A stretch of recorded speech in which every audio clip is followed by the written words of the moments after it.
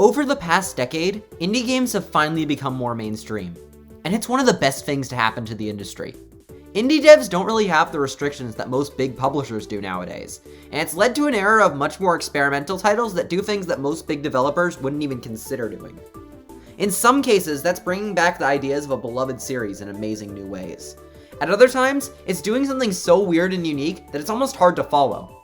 In rare cases, it can lead to a message you wouldn't even expect out of a video game, really showing a more artistic side.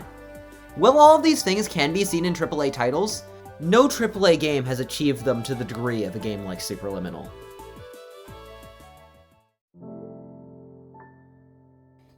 Released in 2019, Superliminal is a beautiful, mind-bending, Portal-inspired puzzle game, and by far my favorite piece of media ever produced.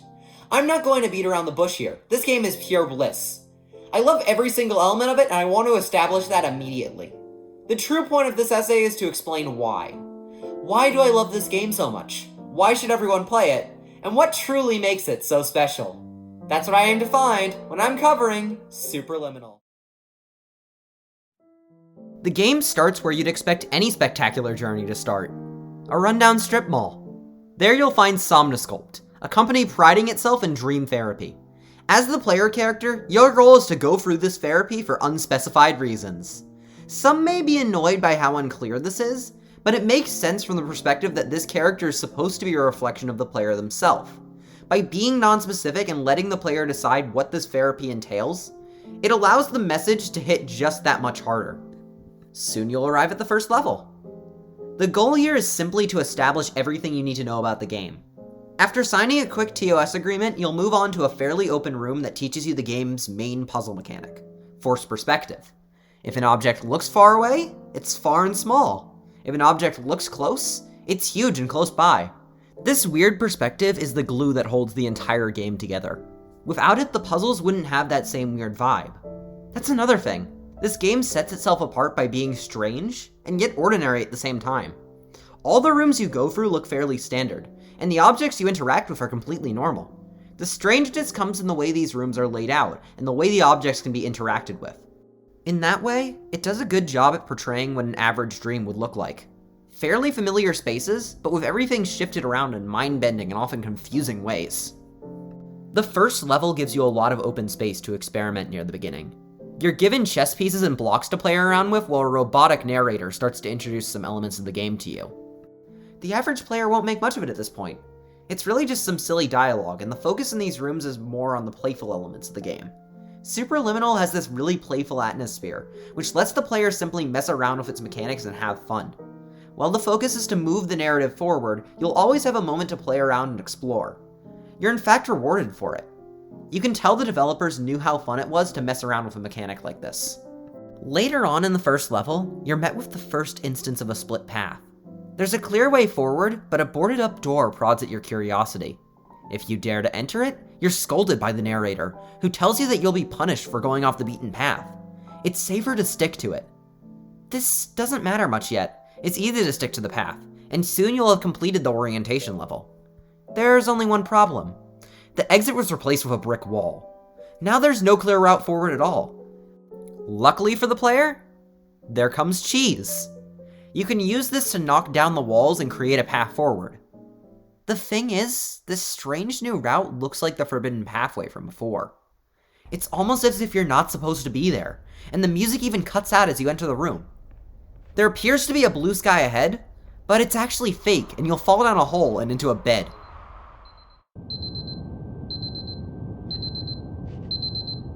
Now you're seemingly awake. You appear to be in a therapy facility. This might fool the player into thinking they're actually up, but in reality this is another dream.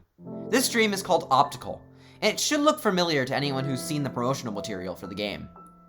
The point of this level is to introduce you to another narrator, and establish what your location is going to be for the majority of the game. Lost.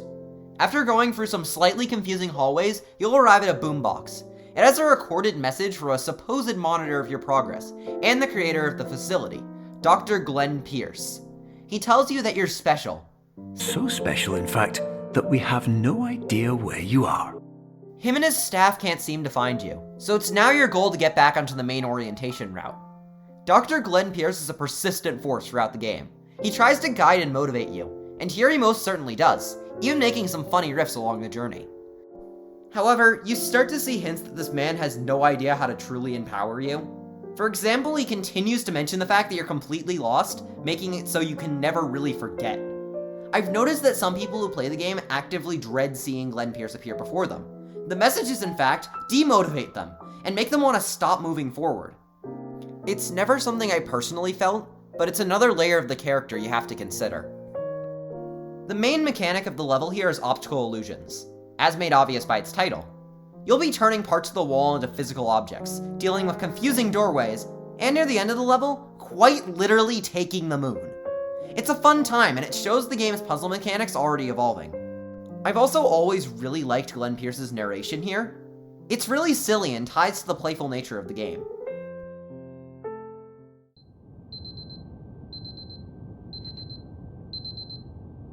For level 3, you're back to the more robotic narrator. They tell you that you should experience explosive mental overload in an attempt to escape the dreams and wake up. Other than this fairly questionable comment, this level focuses yet more on the game's sillier, more experimental mechanics. This area is called Cubism. The first room you walk into has a standard cube. As you move forward, the cubes themselves get more and more off. The first one splits in two. Rather unassuming, but it'll likely leave you confused. Then you grab a cube on the floor, and a chunk of the floorboard comes with it. Strangely shaped cubes of wide varieties continue to appear, and as they get stranger, you start to question what a cube even is. All building up to one shattering into a bunch of pieces, creating a stairway to a gigantic, intimidating block.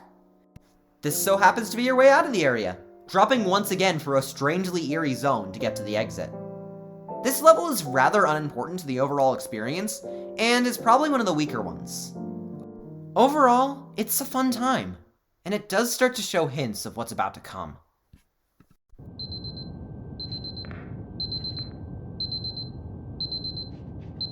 Now, up until this point, Superliminal has been rather chill.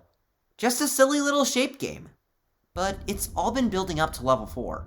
The narration, the eerie side areas, everything surrounding it. They've all been building up to unveil one of the game's biggest themes here. Level 4 is a perfect portrayal of anxiety. It all starts with a thought, an idea from the narrator that even despite going through what was supposed to be a calming area, you're experiencing feelings of, as he puts it, worthlessness and self-doubt. As soon as this happens, you start to get worried. The lights flicker and go out, replacing themselves with more dim and scary red ones. You go back through a zone that's fairly familiar to the eerie areas you've been through before, but now it's even scarier. Any opportunity for solace is ripped away from you, and there's some sort of red substance on the floor. Is it blood? With the way the game is going, it seems to suggest that. Everything around you leads you to this conclusion. The references to murder and death on the walls, the scary rickety bridge that's laced with the fluid as you fall, and constantly slamming doors. You're made to think you're trapped. To make things worse, both narrators are here and add to the stress. Glenn Pierce tells you that you're feeling self-doubt because you want to live a happy and perfect life like everyone else is living. This is a trap people often fall into with anxiety, feeling that they're the only ones experiencing it. Everyone else is living their best life, and you're wrong for experiencing any anxiety. In reality, this isn't at all true. Everyone struggles with anxious thoughts from time to time, and falling into the trap that you're the only one experiencing it might only stand to make you more anxious. Meanwhile, a robotic narrator also backs up these worries with facts, saying that most people are able to complete these tasks without fail. You're wrong for not getting it right. The player is told to feel ashamed. As you go deeper and deeper, you're waiting for the true peak of stress, and the reveal that this game is going to go on a full horror route. Right as the player thinks this, you see a generator, and suddenly all the lights turn back on. You weren't traveling on a death march. This whole time, you were just in a bean factory. Anxiety makes the player assume the worst, and even visualize the worst, when there was actually nothing at all. The narrators here are representative of thoughts one may feel when in an anxious panic, stressing themselves out and making themselves feel worthless. The conclusion here is not an anticlimax, it's a message, telling the player that sometimes our stress and anxiety makes things seem worse than they actually are. If you look at it in a different way, stress can start to melt away. For at least a little bit, you can take solace and enjoy the happy parts of your life. Overall, this level does a better job at portraying these feelings of anxiety than most other pieces of media. And the mechanics that come with it are a blast as well. They have you walk into that darkness, facing the scariest thing possible. Not only does this level portray anxiety, it portrays overcoming it in spite of any obstacles. It also simply does a great job at messing with the player's expectations. Something the next level does even better.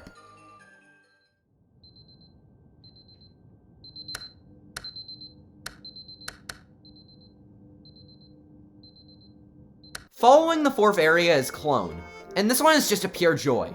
Near the start of the level, you're introduced to its namesake, the ability to clone objects. Instead of simply telling the player that they can do this, however, it's presented in a very comical way. You're presented with a green door, and the obvious first instinct would be to try grabbing it. Doing this creates a clone of the object. That leaves the player wondering what happens if you clone another. So the game lets you do this again and again and again until suddenly there's a pile of doors on the floor and even the game is questioning your sanity. This is such a stupid way to introduce the mechanic, and it really is the game showing its silly side once again. After such a tense level, that's really nice.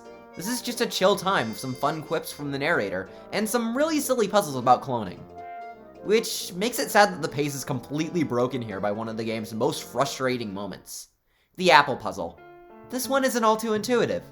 I've seen so many get frustrated by it, and in the developer's defense, they've noticed the feedback. The puzzle has been altered multiple times in an attempt to make it more understandable. What you're supposed to do here is remove the player's vision of the ground floor, so the apple simply lands on the button when you copy it. However, the player may try pushing the apples up the wall or copying a ton of them instead. Later versions of the puzzle remedy this by adding a massive hole where the apples would blow away, and changing the ramp to a staircase. In the end, this puzzle doesn't necessarily fit the theme as directly as other puzzles do, but it's still enjoyable, and with these adjustments, it's a lot easier to figure out how to solve it. A low point of the game for sure, but it's just one puzzle, and it's not really a big deal. Going back to look at level 5 as a whole, I really do enjoy it. Like level 3, there isn't too much to say about it, but it's got a really nice vibe to it.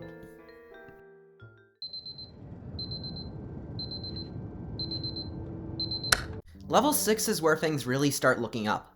The player is told that they've been found again, and if they continue on, they'll be free from all this. This is backed up by a really calming feeder, and then the introduction of the level's main mechanic. Here you'll be experimenting with adjustable portals. This mechanic is first introduced to you with a house. An excellent choice for an object, might I add.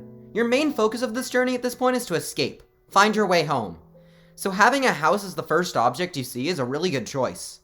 It's then shown that if you make the house larger, the room you teleport to will be larger as well. This is the main mechanic the level will continue to experiment with, making the title Dollhouse really fitting. Glenn Pierce is the only narrator here once again, and his narration is oddly morbid. You're in a nice environment, but he's still pushing you forward with this kind of advice that feels built on denial, and also drives your mind into dark places. He's trying to help, but he's pulling out factors that may demotivate you in the end. Either way, this level is still one of the most fun and creative ones out there. Moving from houses to bounces to windows to doors, this level offers a lot of unique objects and fun puzzles to go along with them. There's no puzzle here that stands out as a true contender for my favorite, but it's just a fun time throughout. This game was never really about the individual puzzles anyway.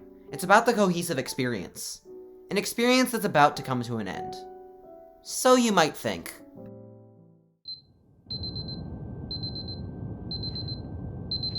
Right as things are starting to calm down, you're back into the dark basement-like structure that usually implies you're not in the best place.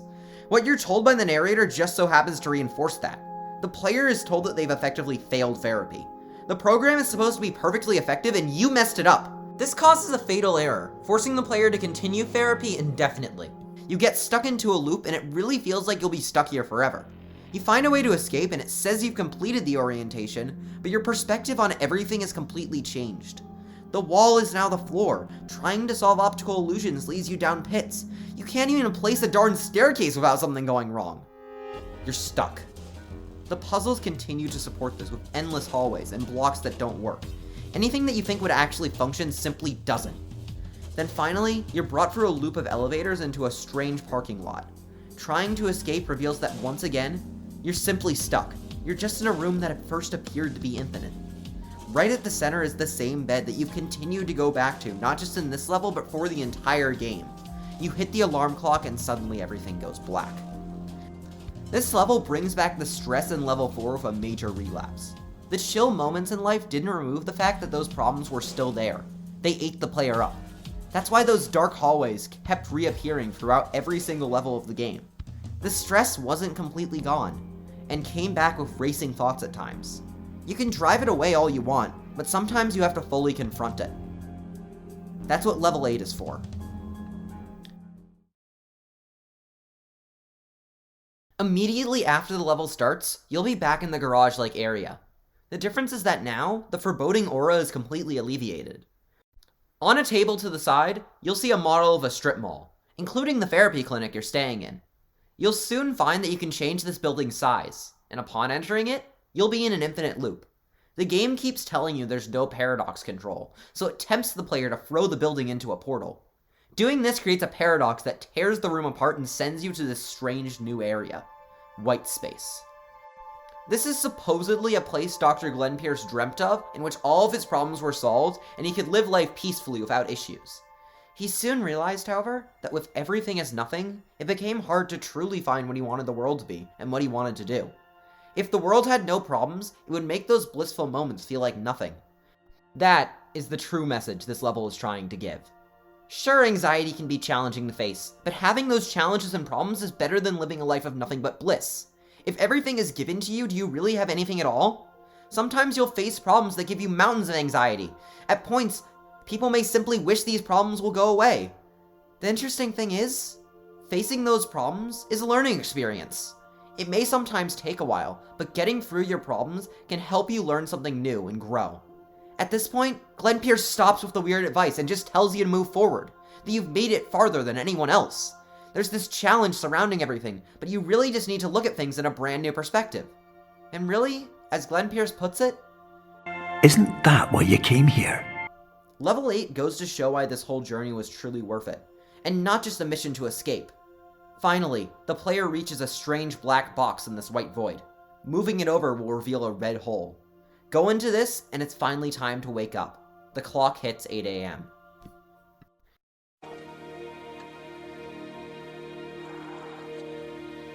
This goes directly into level 9. At this point, there are no more puzzles. It's just Glenn Pierce giving a final speech. He tells you that the entire journey actually went exactly as it was supposed to. The journey was displayed this way because they noticed that everyone coming to the Institute was, at their core, facing the same problem. They felt they had lost control of something in their life. The journey tells the player that more often than not, our problems are solvable. Sometimes we just feel failure and have trouble truly facing them in the right way. Sometimes people tell us we're going down the wrong path and push us away from our goals. Sometimes we even do this to ourselves, leading to some kind of internal conflict of denial and anxiety pushing you back from how you truly feel. Really, you just have to stay motivated, face that anxiety and get through things, even if you have to look at the angles you possibly didn't even consider. Sure, this game deals with perspectives a person literally could not see, but sometimes just looking at things in a new way helps. Trying to not let anxiety and fear drive us away from what we're truly passionate about can very much lead to something great. If you can get through the game's mind-bending puzzles, you can get through whatever's currently challenging you in life. That's truly what I love about this game. Not only is there an absolutely beautiful and inspirational message at the end, it directly ties into the game's entire identity. That's something that's really hard to do, and I commend the devs for creating a narrative that is directly symbiotic with the gameplay, while also bringing me to the brink of tears every single time I play through it. Above all else, that is why I love Superliminal.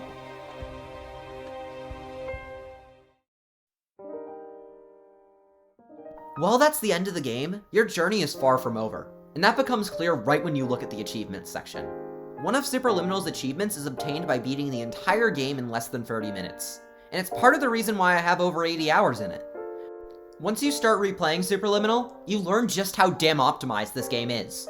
Everything is tied together perfectly for speedrunning, and since the puzzles are fairly intuitive once you know them, it's quite easy to maintain a sense of flow.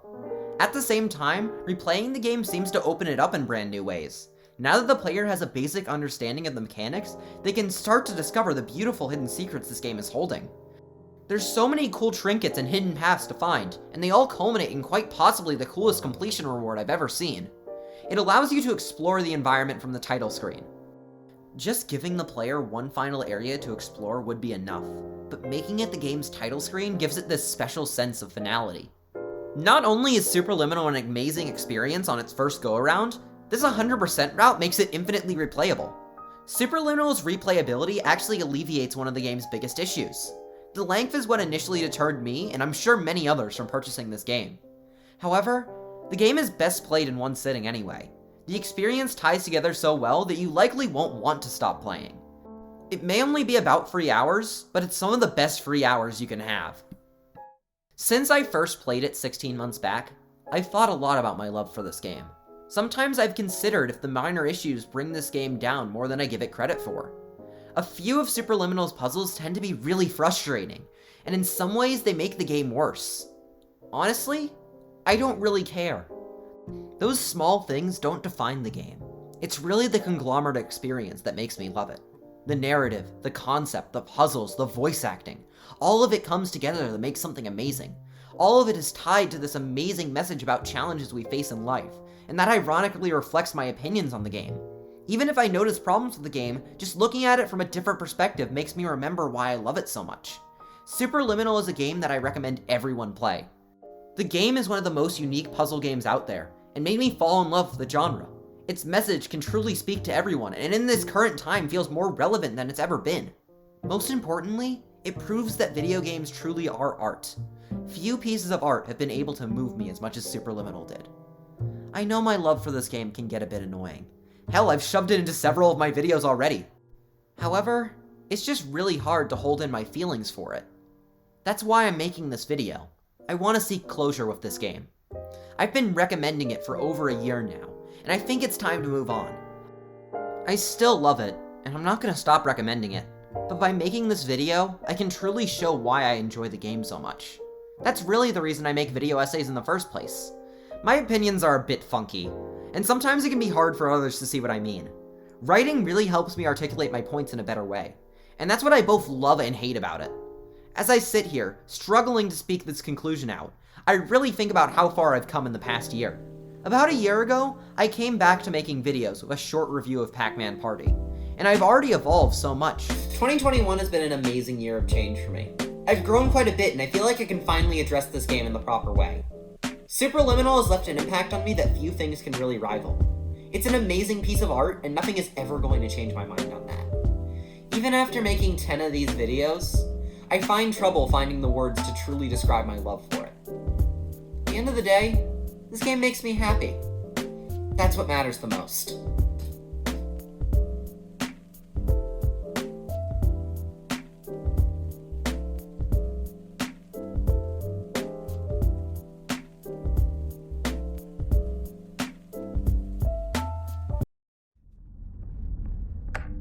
Boo.